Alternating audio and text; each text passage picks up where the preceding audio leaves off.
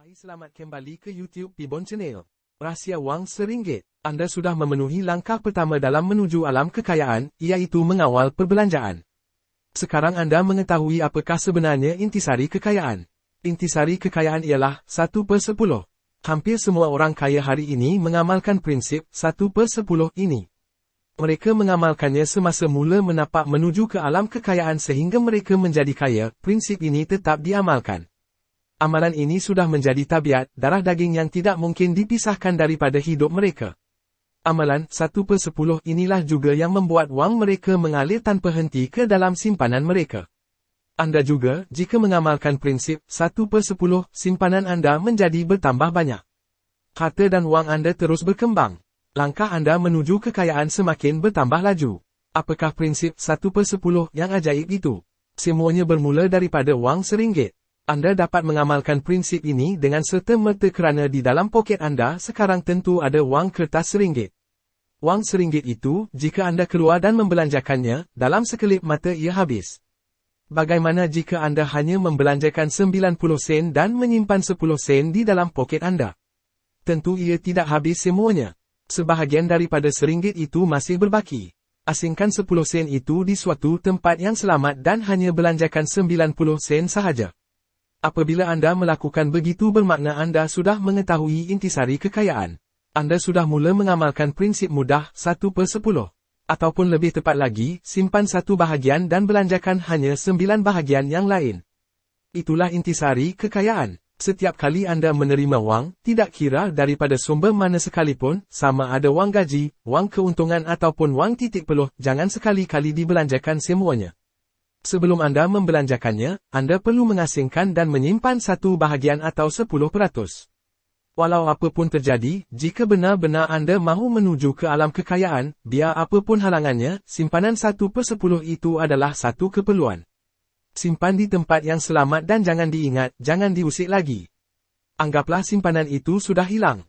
Bukan milik Anda lagi. Jika diingat-ingat, bimbang nanti tangan Anda gatal, memejamkan mata dan mengambilnya. Anda sebenarnya ketinggalan zaman jika baru sekarang mengamalkan prinsip 1/10. Nenek moyang kita dahulu sebenarnya sudah mengamalkan prinsip 1/10. Sebab itulah mereka tidak pernah kehabisan beras. Beras mereka sentiasa mencukupi. Apa yang mereka lakukan setiap kali mereka memasukkan beras ke dalam periuk bagi di tanah, mereka mengambil segenggam daripada beras yang di tanah itu, diasingkan ke tempat lain. Dengan berbuat begitu, mereka tidak pernah kehabisan. Mereka tidak tahu apa itu prinsip 1/10, tetapi mereka lebih dahulu mengamalkannya. Mungkin pada masa itu, mereka menamakan prinsip segenggam per seperiuk. Bagi menjayakan prinsip mudah 1/10 ini, Anda perlukan latihan. Berlatih dengan jumlah yang kecil seperti RM1. Berlatih setiap hari, sehingga benar-benar meresap ke dalam diri Anda, menjadi tabiat yang tidak mungkin terpisah daripada diri Anda lagi. Apabila sudah menjadi tabiat, Anda dapat melakukan dengan mudah, tanpa rasa apa-apa setiap kali melakukannya. Tidak kira jumlah yang kecil ataupun jumlah yang besar, RM1 misalnya. Apabila sudah menjadi tabiat, Anda terus mengamalkannya seumur hidup Anda, tidak kira sekarang ataupun apabila menjadi kaya nanti. Pada waktu ini, bagi meresapkan prinsip ini ke dalam diri Anda, ingati selalu prinsip ini. Setiap pagi, bangun daripada tidur, bayangkan perkataan 1/10 terpampang di hadapan Anda. Anda kemudian mengangguk-angguk tanda setuju bagi melakukan prinsip 1/10 pada hari itu. Ingati selalu, pada waktu pagi, tengah hari, malam, seumur hidup Anda, sekalipun Anda sudah menjadi kaya demi mengekalkan kekayaan Anda. Wang simpanan 1/10 yang hilang tadi, bukanlah terus beku dan terus hilang. Wang itu semakin meningkat dan mula berkembang. Daripada simpanan itu bermulalah zaman cerah Anda. Sekarang Anda mempunyai senjata yang kuat. Senjata Anda adalah simpanan 1/10 itu. Akan terjadi satu keajaiban pada wang simpanan Anda itu. Anda menggunakan wang simpanan itu bagi menyedut lebih banyak wang masuk ke dalam simpanan Anda. Berganda-ganda banyaknya. Itulah keajaiban yang bakal terjadi. Walau bagaimanapun, Anda sendiri yang menjayakan keajaiban itu. Sama seperti longkang ataupun parit yang diperlukan bagi mengalirkan air daripada punca air, begitu juga halnya dengan wang simpanan Anda. Wang simpanan Anda perlu dijadikan punca kewangan supaya mengalirkan lebih banyak wang lagi, dijadikan seperti longkang ataupun parit bagi menyedut lebih banyak wang lagi. Ataupun lebih tepat, wang perlu menghasilkan wang. Untuk itu Anda sekarang dapat mengibaratkan wang simpanan itu sebagai hamba yang bekerja keras untuk diri Anda. Hamba juga perlu melahirkan lebih banyak hamba lagi. Hamba-hamba ini perlu melahirkan lebih banyak lagi hamba, dan hamba lagi. Kemudian terus melahirkan lagi, dan lagi. Semua hamba ini bekerja keras untuk Anda siang dan malam, tanpa henti. Melaburkan wang simpanan ataupun memperniagakan wang Anda tadi adalah satu-satunya cara, hanya satu, bagi hamba melahirkan lebih banyak hamba. Ia juga satu-satunya cara supaya wang menghasilkan wang yang lebih banyak.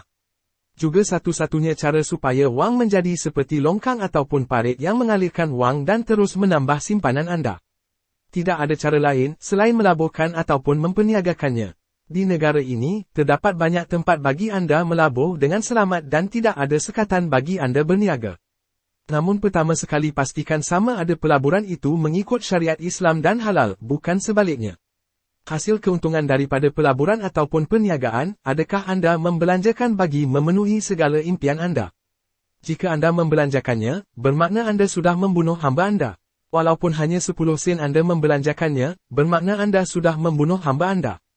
Membelanjakan lagi, bermakna Anda membunuh hamba Anda, suami isteri. Bagaimana mereka dapat melahirkan hamba lagi apabila mereka sudah Anda bunuh? Jangan diambil keuntungan pelaburan ataupun perniagaan Anda walaupun sesen. Laburkan kembali. Kali ini laburkan kembali bersama simpanan 1/10 yang tetap Anda lakukan. Jika Anda melakukan demikian, bermakna hamba Anda dapat melahirkan lagi hamba sehingga hamba Anda menjadi banyak. Untung, labur kembali, untung, labur kembali, untung labur kembali. Itu sahaja formula orang kaya. Pelaburan itulah yang dapat menjamin masa depan Anda. Bermakna Anda menepati kata-kata penyesalan, susah dahulu, senang kemudian. Jangan sampai berbelanja, berhutang, berbelanja lagi, susah, sedih, menyesal pada kemudian hari. Hari sudah petang, tidak banyak yang dapat dilakukan selain menunggu sahaja hari malam. Keuntungan pelaburan yang dilakukan berulang-ulang kali itu menjadikan hidup Anda senang akhirnya. Itulah yang dilakukan oleh ramai orang kaya. Tanpa ragu-ragu Anda dapat mengikuti jejak mereka yang sudah terbukti itu. Kita menanam pada hari ini dan menuai pada hari esok. Hari ini Anda mendapat wang, biarlah wang itu diumpamakan sebagai biji benih yang Anda semai dan tanam. Apabila benih yang Anda semai sudah menjadi pokok rendang dan berbuah, Anda dapat memetik buahnya dan berteduh di bawahnya dengan selesa dan nyaman. Kita memerlukan biji benih bagi menghasilkan pokok. Kita memerlukan wang bagi mendapat lebih banyak lagi wang. Jadi sebaik-baiknya, mulakan menyimpan 1/10 pada hari ini. Tekatkan hati, walau apapun terjadi, setiap kali mendapat wang ataupun ada wang di dalam poket, 1/10 perlulah hilang, masuk dengan selamat ke dalam simpanan.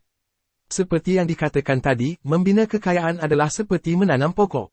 Bermula hanya daripada benih yang kecil ringan, disemai, muncul tunas disiram dengan sempurna, dibaja dengan betul, cepatlah pokok itu membesar, rimbun, hijau dan kuat.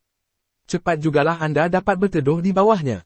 Tetapi, jika Anda gairah dan hendak cepat, tunas yang baru muncul dan sensitif itu boleh layu dan mati akibat kegairahan.